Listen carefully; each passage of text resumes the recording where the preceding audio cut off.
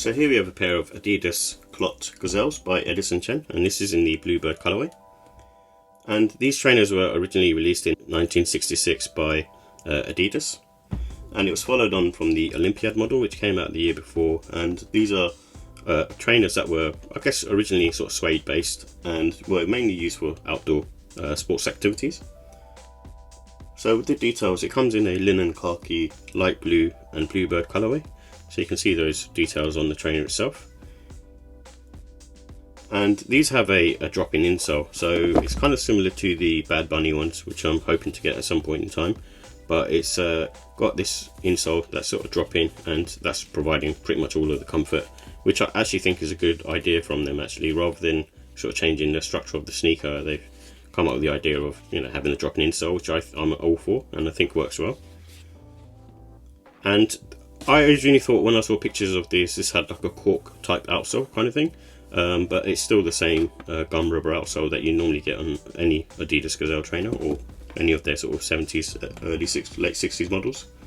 And this one's got this sort of textile upper, so it's kind of made up of this, I guess, burlap type material, almost going on to, you know, what you'd get on a old sort of shopping bag.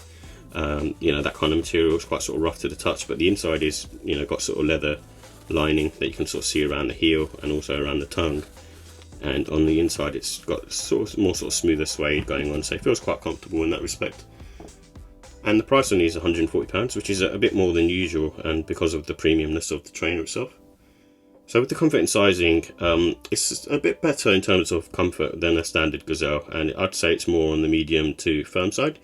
And that's because, like I said, mainly because of this drop-in insole, so that's providing most of the cushion, and you can kind of see that if I sort of press on it, you know, it's got quite a bit of thickness going on, and you know, it drops right in. Not too much sort of contouredness to it going on in terms of sort of supporting your arch and things like that. Still sort of a flat base sneaker, but most of the cushioning is on the heel area, which I think is quite nice, and you can kind of feel that, and that's what, like I said, makes it a bit more comfortable than normal. And you can go true to size on these. The American sizing does work a bit odd, but I correlate pretty much to how the UK sizing works for Nike for me. So, and normally what I'll do with sort of mesh trainers is wear a 7.5 UK size, and things like Jordans, most Jordans I'd wear 7. And like I said, because I have a wide foot, with these particular sort of trainers I tend to go up half size. Lengthwise it's always fine for me, but it's more the width. I just need a bit more space, and so that's why I went up half size. And this is pretty much a standard grip, in all honesty. There's nothing special going on here. It's still an old type of material or style, should I say, pattern that's used, but nothing extraneous, but better than the Sambas. So with the look and style, it does have that sort of classic Adidas styling, because obviously the trainer itself is very much a Adidas staple. And with this one, it's supposed to have a collapsible heel, so you can see that it's got this leather lining on the panel, but when you kind of push that in, it should go down and kind of almost sort of use it as a casual sneaker slash mule.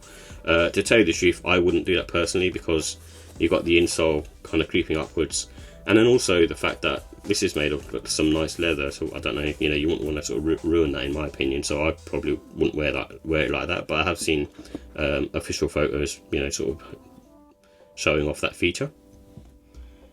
And in my eyes, these types of sneakers are good for sort of spring, summertime. With this one, it's got a slightly sort of thicker material, but it's just one of those sneakers probably released a bit late, and you can probably get away with wearing in the autumn time because it's got a little bit of warmth, because the material is quite sort of thick.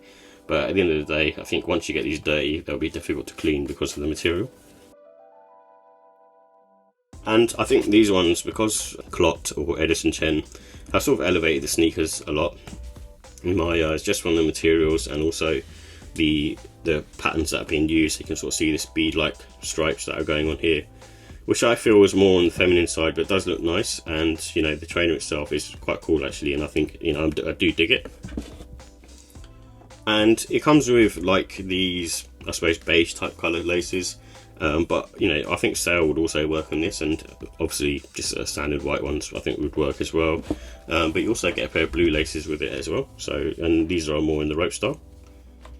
So with the final thoughts, I do like the fact that they're lightweight. You know, all these sort of 60s, 70s type Adidas trainers are lightweight, and sort of in that reason they're kind of easy to wear, and most people, you know, like that, especially at the moment.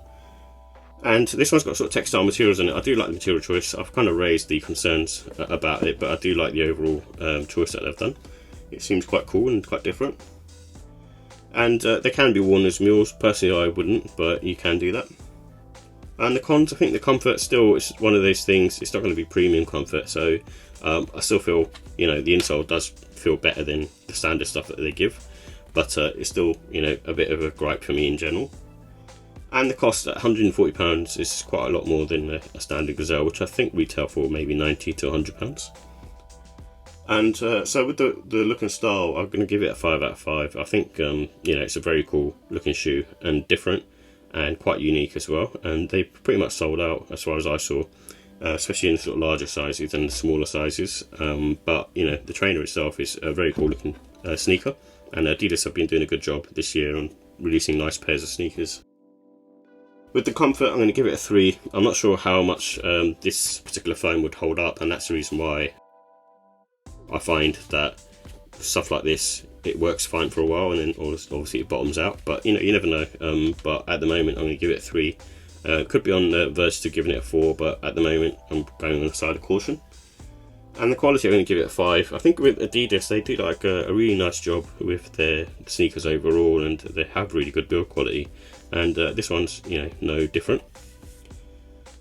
And the pricing, I think that's where my main gripe is. Like I said, that's normally £90 to £100 for a Gazelle, and sometimes you can pick them up sale for like £60, £70. Therefore, this is like £140, which is a lot of money. And I know it's a collab, but I would have been happier paying sort of £120 for these.